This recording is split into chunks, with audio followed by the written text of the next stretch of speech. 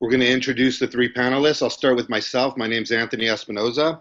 I'm the Vice President of Digital Strategies for the education sector for Advanced 360. I spent the last 15 years in digital media. And as you can all imagine, it's been fluid and ever-changing. And 7 years now in the EDU, specifically with vocational and cosmetology schools from one coast to another. And so I'm really excited to be here today. Yeah, my name is Rob Smither. I'm the Web Development Manager. I have about 22 years experience in web design and project management and web development. I also have a pretty extensive history within the education industry. I used to do a lot of end user training and actually worked with a lot of different trade schools creating custom curriculum and also worked within the Cal State system of teaching faculty and staff. So I have a lot of experience in that field and definitely a lot of experience with web development and virtual platforms and some of the stuff that we'll be going over today. And my name is Joel Espinoza. I'm the Director of Social Media on the strategy side. I have over 13 to 14 years of experience, and I've spent the last 7 to 8 years in the educational side. I have a background in GIS and mapping, and of course, demographics. Glad to be here.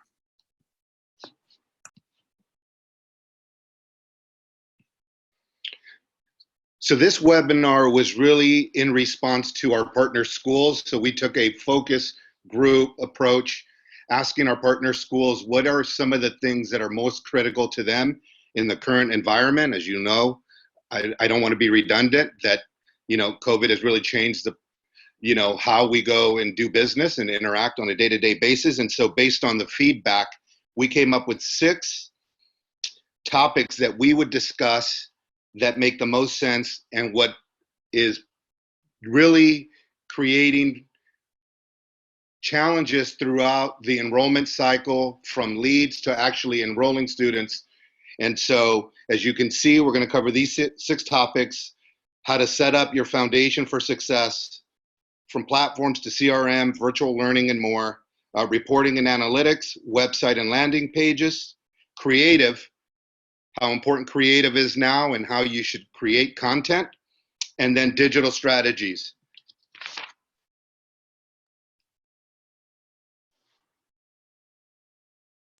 So it's important to know that, as Anthony has suggested, that COVID has really shaken the education category.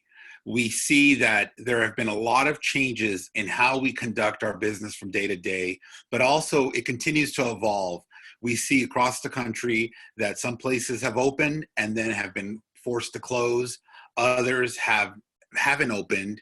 Some have partially reopened. And so with all this confusion, there's really a lot of things going on the prospect side that's really advantageous, right? If we look at the last 3 to 4 months, we see that the pool of prospects has actually grown. There are a lot of opportunities in which individuals are making a lot of life choices, and those life choices are very important. For example, as you see on the graphic, there are close to 2 million Americans that have filed for unemployment last week, and there are countless more that aren't applying, and there are also those that are still working, still employed, but are contemplating a career change. There are all those high school students that have just graduated or partially graduated, since there were some graduations cut short. And there are a lot of individuals that were enrolled in curriculums that are perhaps not in session right now and are stuck in limbo. The good news is through Congress and the CARES Act, there are a lot of opportunities in which schools can entice those individuals to enroll. And we are starting to see how using marketing and technology to really attract those students. So when we speak about having the right foundation, that's the key to success. And what we mean about having that success, it really comes up to this checklist of the foundation to really identify what's working and what isn't. And so part of the foundation is setting up all these different attributes. For example, Google Analytics is key because it provides a transparent overview of all your website traffic, including things like bounce rate and return visitors, new visitors. It's really the blueprint of all of your marketing coming to your website and really holistically looking at what's working and what isn't, and also to an extent of how people visit your site and how they interpret it. Google Tag Manager, pixels, and tags, these are all essential to ensure that whatever marketing you are doing in any space, whether it's video or social media, PPC, you can account for everything to seamlessly work in Google Analytics, and you're able to track what's working and what isn't. When we look at UTM codes, for example, they're the unique indicators that help us track what paid media and how it's performing on your website. Call tracking is very critical for phone calls. One service that we provide is tracking phone calls for leads. And we find many times that sometimes it's the tweaking of how phones are answered that make all the difference. And we'll get into that later on in this presentation. Landing pages, very critical. They're a concise reflection of the website and contain a click to call and form. So landing pages are slightly different than your website. These landing pages are designed for specific audiences, for specific time and place, so that you can get the most bang for your buck in terms of lead acquisition. And of course, the website. It's the standard when it comes to your business. It represents who you are and whatever message you want to put out there. Anthony, what do you think about this checklist? No, I think it sets a good foundation for a school to take a look at how everything comes together holistically. If they're on multiple channels, it gives you a good understanding of the attribution model. So if you're on this webinar, you're thinking, what does a tag mean? What are codes? How can I structure my foundation in this fashion? You can either take this checklist to your current agency, your in-house marketing team, or you could reach out to us and we would be happy to walk you through on how to set up tags appropriately, codes, UTM codes, etc. But this is really the guts of your foundation in order to understand how everything works together. And more than ever, we need to make sure that the dollars that we are using are all funneling through this type of tracking and reporting so that we're making the best decisions available.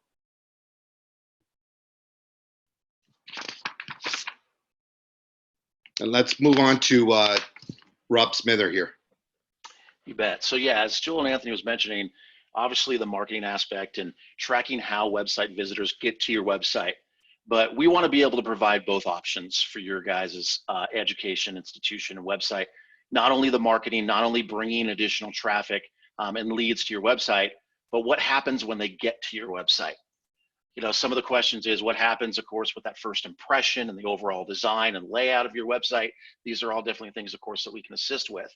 But narrowing down and being more specific, we wanted to discuss some of the options you have with technology on your website to deal with some of the current issues that are going on with COVID-19. Some of those issues might be that you are still restricted to have physical classrooms. Maybe they have to be limited classrooms. And so what are some of the virtual website options or features that your website can entail to cater to some of these needs for students that are needing to connect online? Now, some of that technology that you might already be using, whether it be the Zoom, whether it be Microsoft Teams or GoToMeetings, as you know, there's different virtual meeting platforms out there.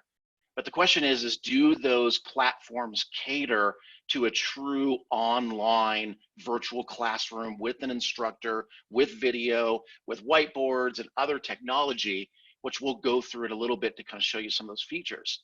So some of the virtual options that our team can assist you with, one is with the admissions team.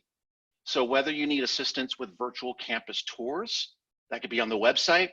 We can assist and connect you with different videographers and teams to help create a virtual environment so somebody can kind of get a virtual campus tour. Instead of a physical tour, they could all see it through video. Whether it be introductions, whether it be an overview and video of kind of your campus and all the different team members and so forth. We can also set up structures to have your admission and recruiting team have counseling sessions. So if you're used to maybe meeting one-on-one with students and leads physically, instead there's different platforms through the website that you can have a virtual session through those counseling sessions. Financial aid meetings, interview sessions, you name it. And like as we mentioned, one of the key aspects is that virtual classroom. So if we jump to the next slide here, I wanted to give you an idea of some of the features that we can provide, and this goes right within your website.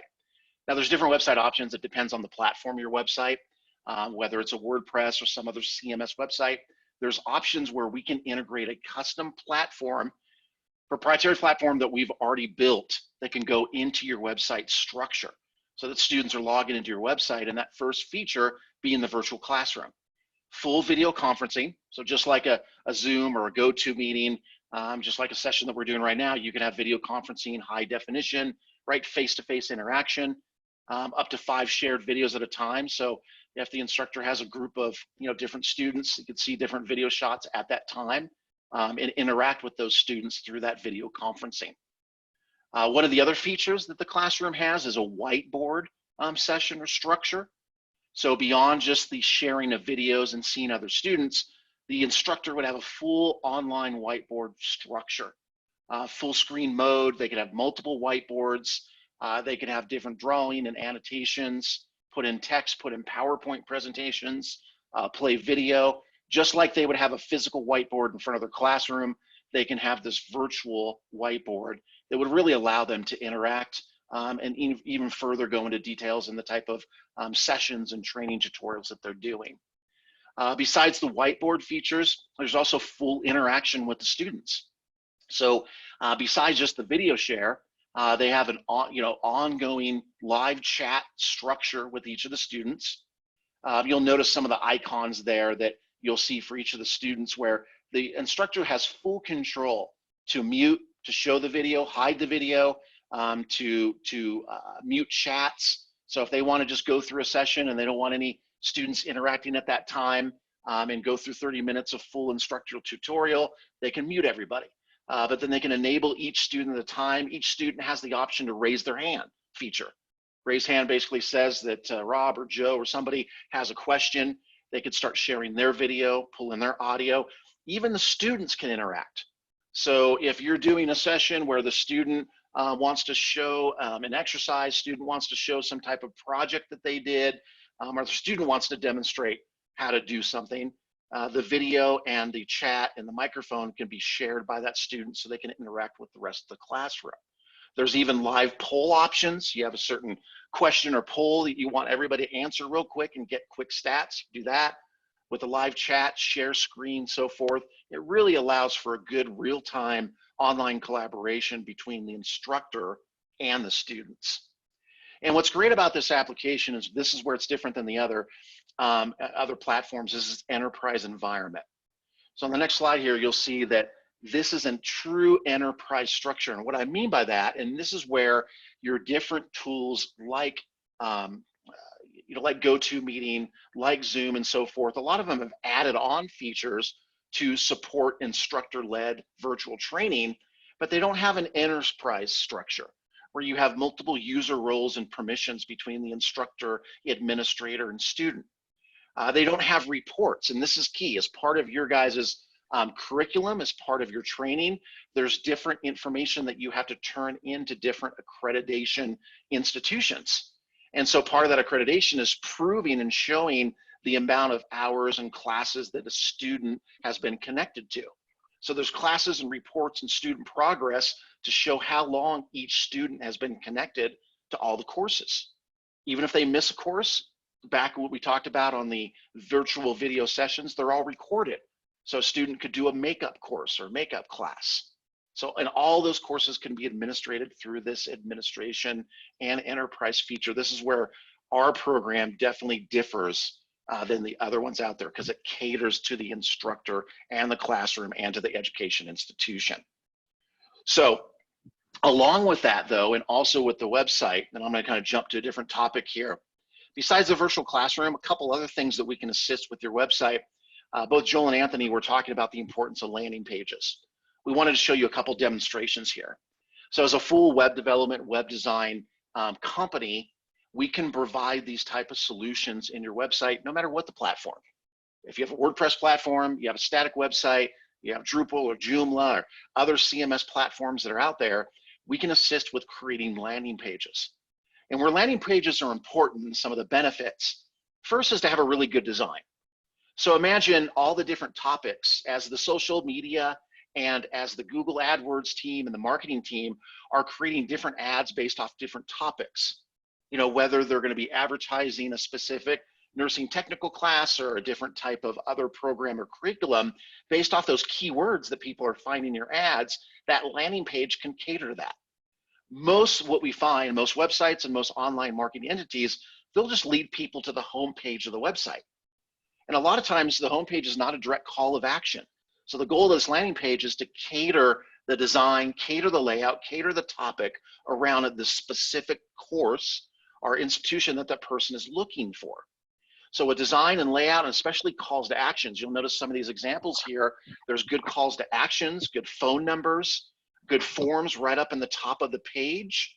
The call to action is very important. You'll also notice the layout, the difference between the desktop and the mobile.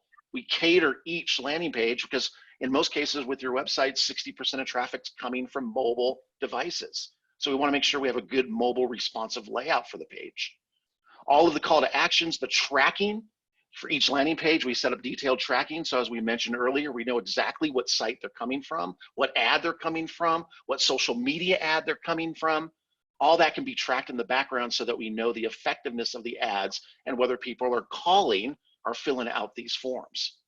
So the key is, remember, not just lead people to your home page, not lead them just to the generic services page. You want to lead them to a very specific call to action, very specific target producing, lead producing page. So it's very important to have landing pages. And where we can help with that is not only with our experience, we can get landing pages. We've had scenarios where we have to get a landing page done within a day. And we can do that if there's a rush, if there's a need for that.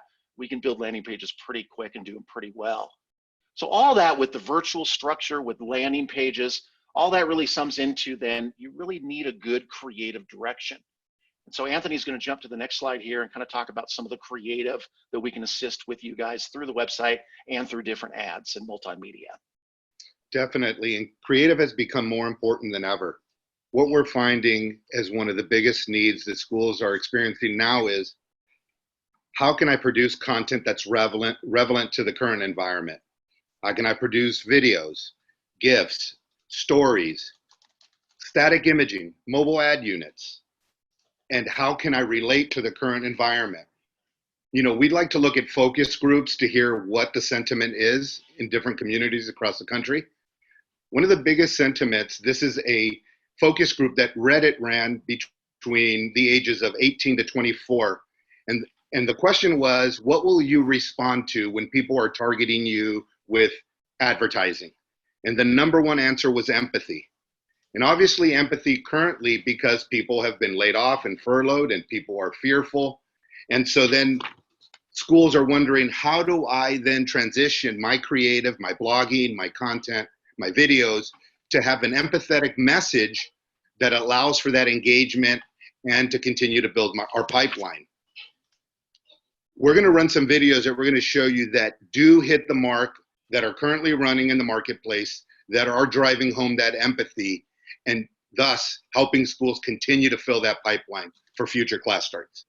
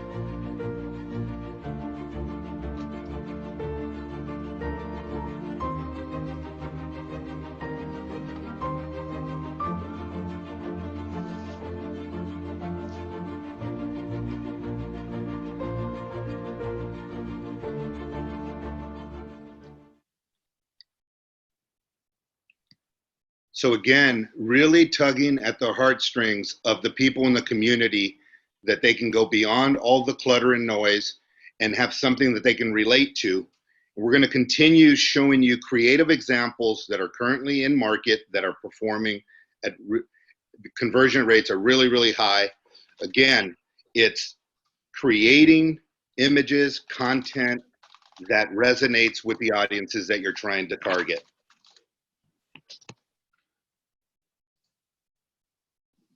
Whether you're higher ed or you're vocational schools, there's plenty of examples to see here. Our content creation team can turn around creative ad units and videos within 48 to 72 hours. And so if you're not having that level of service, it's something you may want to consider. So we've really talked a lot about the analytics, the creative, and the structure for websites and video conferencing. But in all aspects of marketing, the real magic behind marketing is the data. And our world is driven by data, no doubt. Whether it's using our cell phones, our emails, whether using our purchase behavior, our search, website searches, everything is being tracked and monitored, and everything is visible to our data management platform. And so in our data management platform, we house millions and millions of cookies, both that are first party, that are owned and operated by ourselves, and of course, third party cookies that we connect with some of the largest data providers in the country. This data is housed within our data management platform, and the way we use it is very, very unique. Now, you might wonder, how is this data really brought in, and what can we do with it? And the real question, the real answer is, what can we do with it? In the next slide, you'll start to see exactly how we take this data and really turn it into turnkey audiences for you to target. Now, we've talked about how landing pages and pixeling work. Now we'll discuss how we use audience segmentation to drive these audiences specifically to a landing page that's calling them out. For example, on the right, you see very, very unique audiences. People interested in medical assisting and nursing and home health care interests. They've been searching a lot of websites. We have data on laid off and furloughed employees, whether they're in retail, whether they're former students. We have information on the household, whether there are, parents that are not working that have school-age children, you name it. Our data really molds to whatever specific audience that is being requested. And we take these audiences and mold them into campaigns so that you know exactly that if we're looking for mothers with school-age children, we know when they start to convert, because not only are we tracking them, you start to see them come in for an open house or do a virtual enrollment. When we're looking for those high school graduates that did not go off to any college or program, you start to see the high school students come in. When you see the person working at a fast food or a retail job, and you start to interview them, you'll start to see more and more students saying, I was just working at Burger King and I decided I had enough flipping burgers and I wanted a vocation. So the data really helps us mold individuals, and we build creative that speaks to them. And so using the data is really one of the key foundations in understanding how you're going to go to market. Because as we said earlier, there are thousands and thousands of people in your market that have been displaced by the furloughs, by unemployment, by COVID closures, by uncertainty, by fear and anxiety. Data is going to allow us to cast smaller nets so that you make your marketing dollars go farther and you're able to really track the different audiences.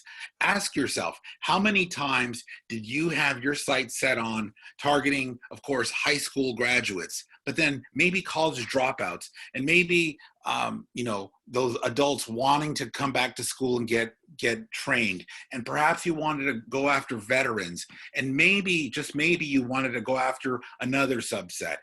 When you start to think about it, you're casting a super wide net, and using one or two creative is not necessarily speaking to all these different subgroups. So using creative, using landing pages, and most importantly, using data allows us to surgically go after these specific individuals. We'll take these specific audiences, for example, and what we're able to do is find them wherever they may be. So now you're getting smarter in how you're using audience definitions with these customized target audiences, and you're letting the data identify where those audiences are. And what we find now is, rather than dedicating budgets to a certain platform, we allow the data to tell us where those individuals are. For example, we're finding more and more high school students and high school graduates gravitate towards Instagram stories, TikTok, Snapchat, right? If we're dedicating resources on Facebook, we're never going to reach them. And that's not because they're not there, but it's because the data is telling us that high school students and high school graduates engage on Instagram stories, Snapchat, and TikTok. And so that's the key of using the data with the technology and the landing pages. It's allowing the data to really tell that story and find those individuals wherever they may be. Anthony, do you have any thoughts on this?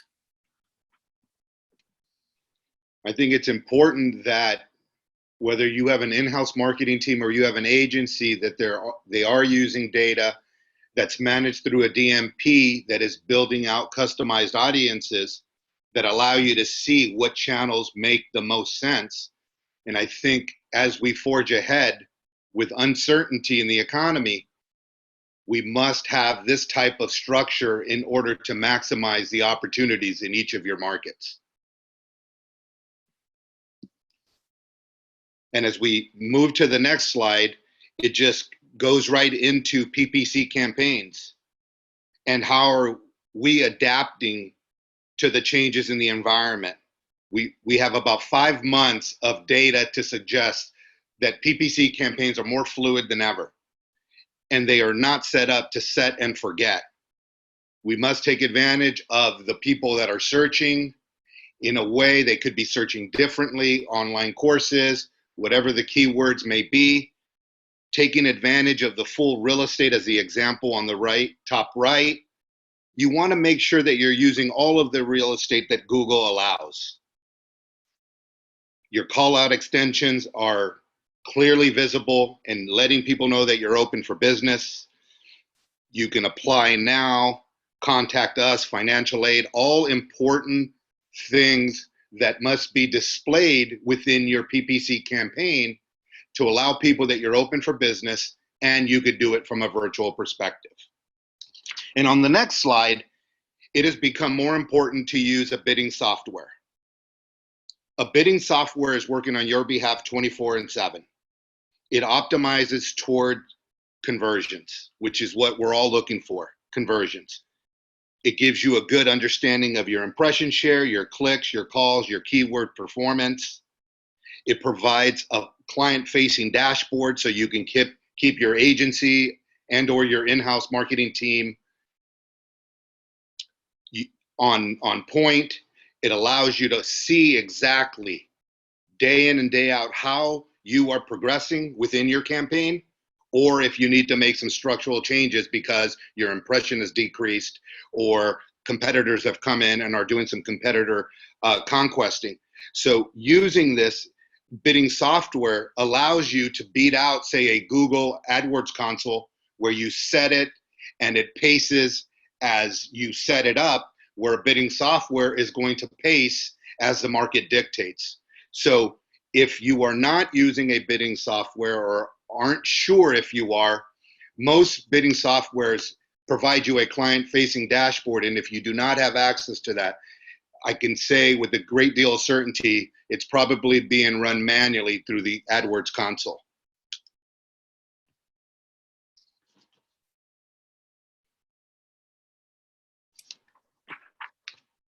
We're also finding that technology and platforms are allowing students and prospects to really cater to those needs.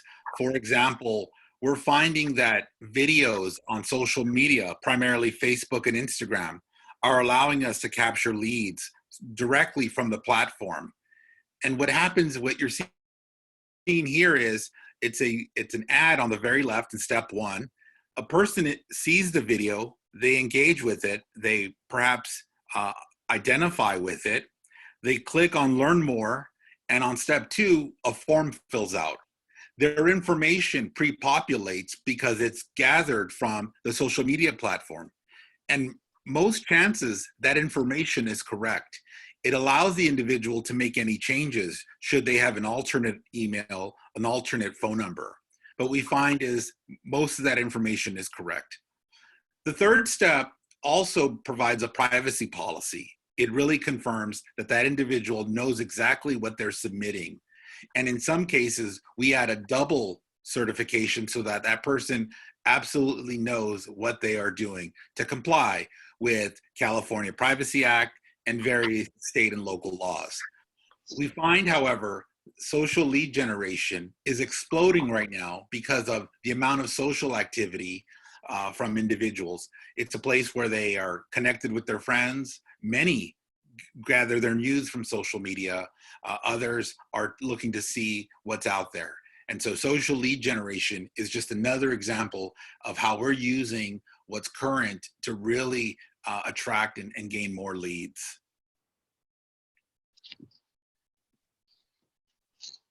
The other aspect, and I think this is not new, but it's something that is really helping us make better informed decisions. We are utilizing heat mapping on our video creative. And what this does is it allows us to look at the interactions that happen on the ad. You may ask yourself, why use a heat map on a video or on an ad? Well, a heat map provides a third dimension to the analysis, right? The clicks, the impressions, the view rate, that's all on the back end. The heat maps allow us to see what people are gravitating to, where they're clicking, what are they clicking on, and can we start to spot pre-fatigue? Can we spot very interesting nodes of what's happening? In this ad, for example, which ran right at the heart at the start of COVID, it starts to talk about the economy and the job sector. If you notice the bright red, everyone gravitated towards that section. They wanted to read more about what the employment in barbering and beauty care has to do with the growing economy. We soon found out that in that market, information about the economy, jobs, and recession-proof training was much more valuable than the story of the institution. People were clamoring for that type of information to make them feel like they are going to make an informed decision. These are just examples of how heat mapping in your marketing allow you to see what's working beyond the click. This allows us to know if creative is working in that targeted audience. This is something that allows us to see just how well the creative is working. If you'd like to know more about this, feel free to leave a question or email us at the end. This type of analysis is truly made for the future. I speak to many individuals that are fascinated by the heat mapping because it really helps us understand how your market is interpreting your marketing ads. Very, very fascinating.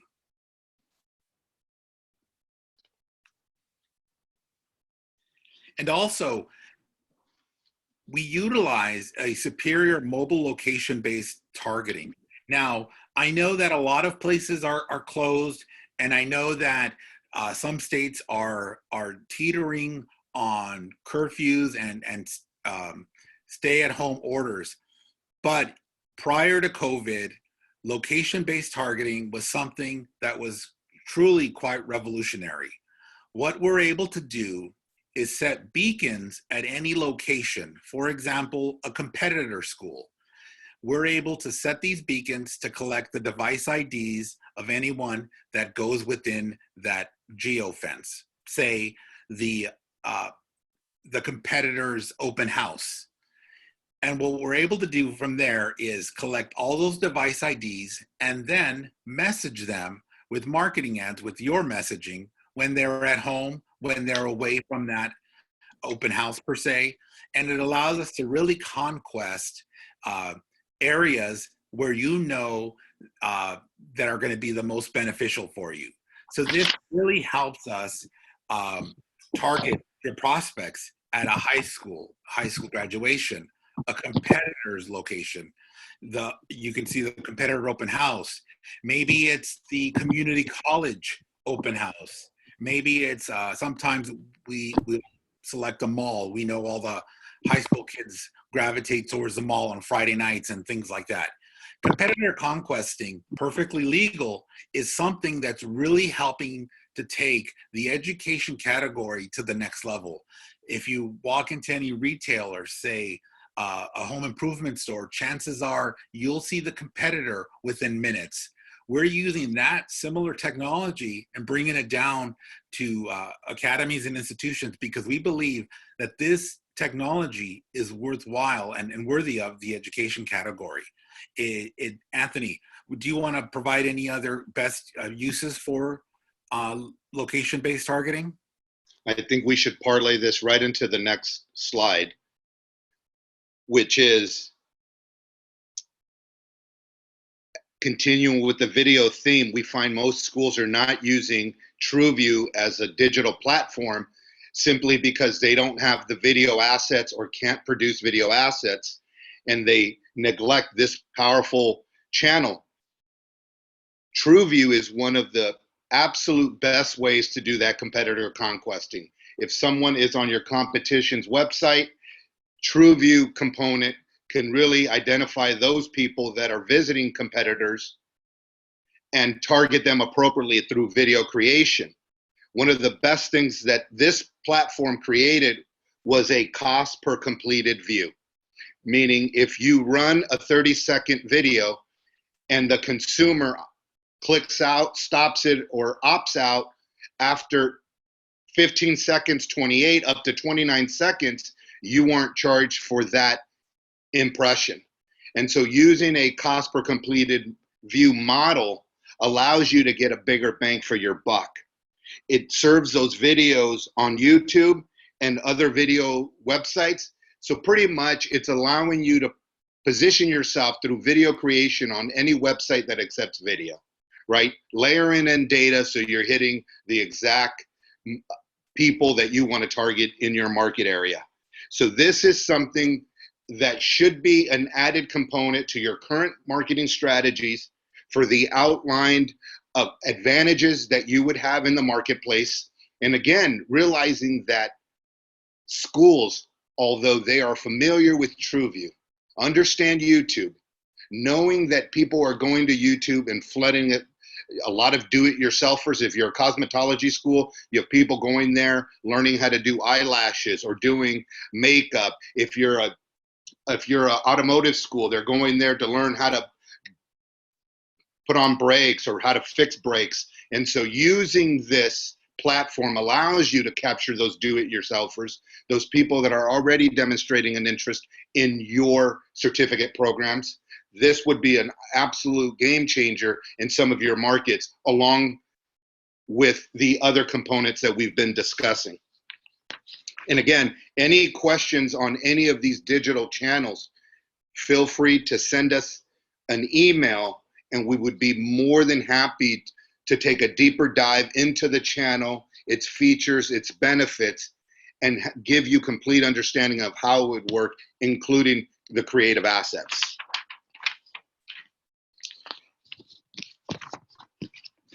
And in an era of transparency, one of the biggest misses schools are experiencing is a 24/7 dashboard for all of your digital marketing.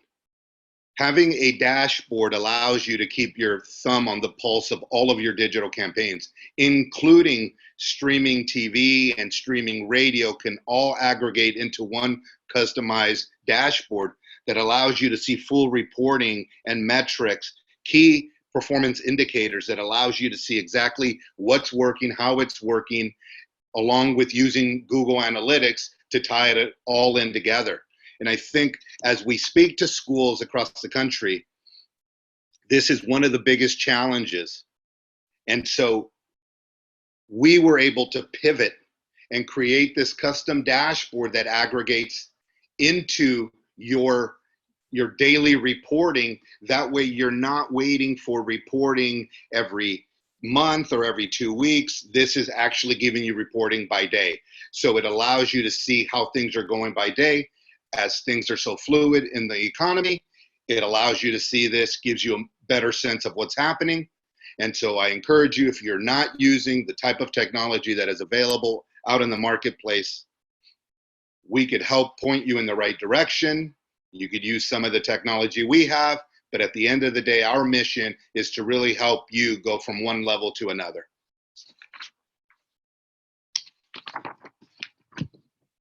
And so that is pretty much our presentation. As I mentioned, if any of this intrigue you, whether it's the setup, the platforms, reporting and analytics, website landing pages, creative, digital strategies, customized dashboards, any of these that you want more information, the contact information will be on the last page here. You could reach out to me directly. If I don't reach out to you directly, someone on my staff will.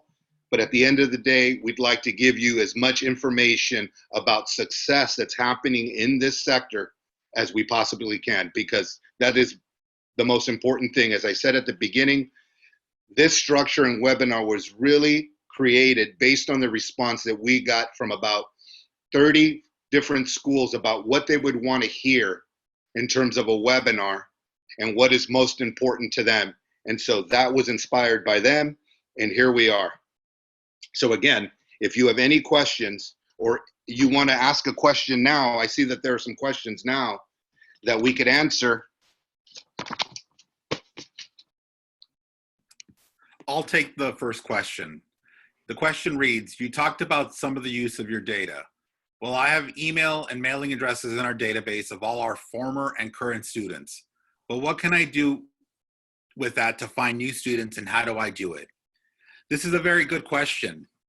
Nowadays, we can use your data, whether it's current student information like emails and phone numbers, or former students' emails and phone numbers or mailing addresses, to ingest them into our data management platform and find similar students out in your marketplace. But it goes farther than that.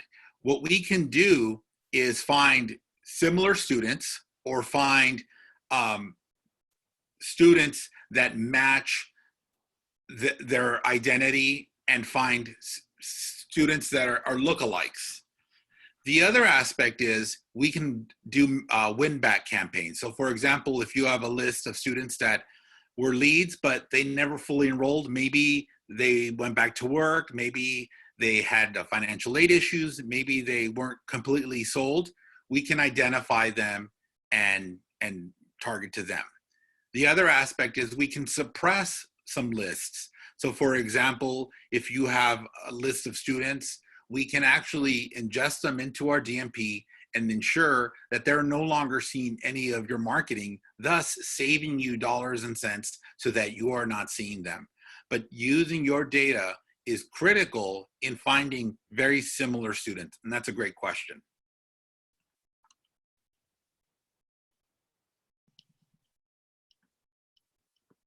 So there's another question that I've been investing in having a team member make our Facebook page more active. with a lot more content, but I don't get much from it because it doesn't have a lot of people looking at the page. What can I do about that? I wonder if Facebook is even the right place to focus.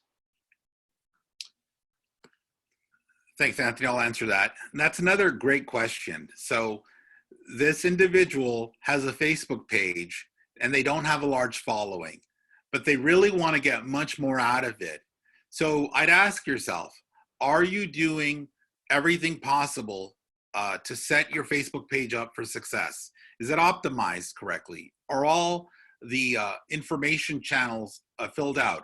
Do you have the correct address for your location, a phone number, an email address?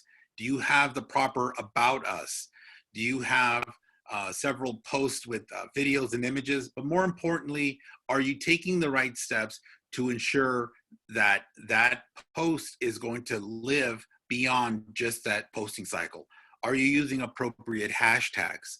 Are you adding the right messaging on it? Are you tagging the video? There are a lot of different steps that you can do to make sure that every post on your Facebook page gets a longer lifespan than traditional posting. If you'd like more information on how to optimize your social media pages and how to really set up your pages for success, feel free to contact us so that we can get your page going in the right direction.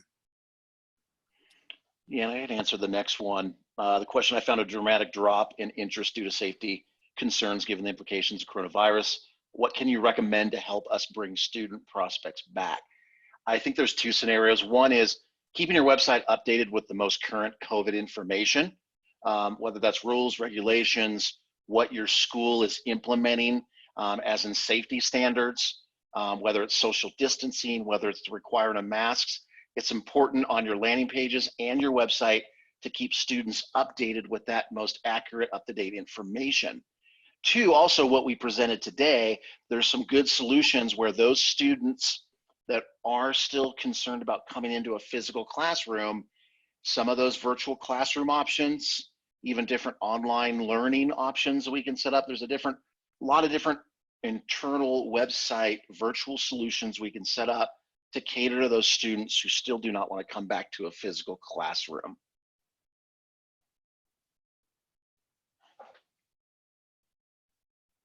I'll answer the next one. You mentioned analytics and optimization as a subject for today.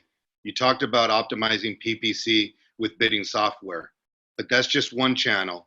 So how do I optimize and spend across all my channels to know where to invest more heavily?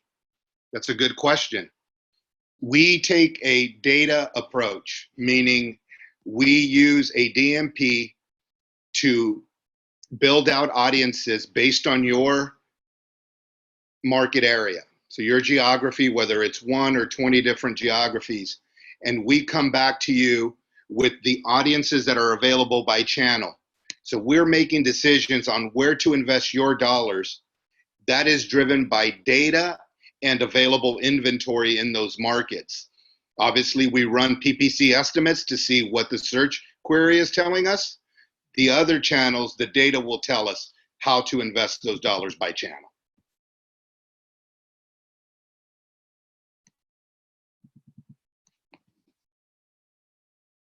Anthony, here's another question. What's your opinion of email marketing? People try to sell me lists for me to email that apparently would be to prospective students. What's your experience with purchased lists like this? And let me add to that. What about pay per lead? Any experience there? Yeah, definitely. I would say in my experience, pay per lead is something that we can move away from, specifically now with the unemployment rate where it is. There's plenty of inventory out there. We don't necessarily need a pay per lead format. I would say in January, perhaps we could have used it, but a pay per lead is being sold to numerous schools, and you're fighting for people that have already been contacted by 4 or 5 people. Purchasing an email list is not a bad thing. It just depends on who that vendor is. Is the list hygiened? Meaning, do they go through the process? Is the list 6 months old? Is it a year old? All of that is more important. I would focus my efforts more on taking my CRM looking at everybody who did not enroll into my school, using our data insights team to hygiene that list, build additional lookalikes, and then forge a strategy on to driving those people back and using additional data outlets to driving that message home. Email marketing is still pretty solid as long as you are hygiene. If there's data hygiene, you're cleaning up the data so that the more that you run data out of your CRM, it's cleaner and we're hitting the right target. But a pay per lead format, to me, if I was running a school, I would not be using that pay per lead format for what I outlined. They're being sold to too many schools, and you're fighting for that one person that 5 other schools have already contacted.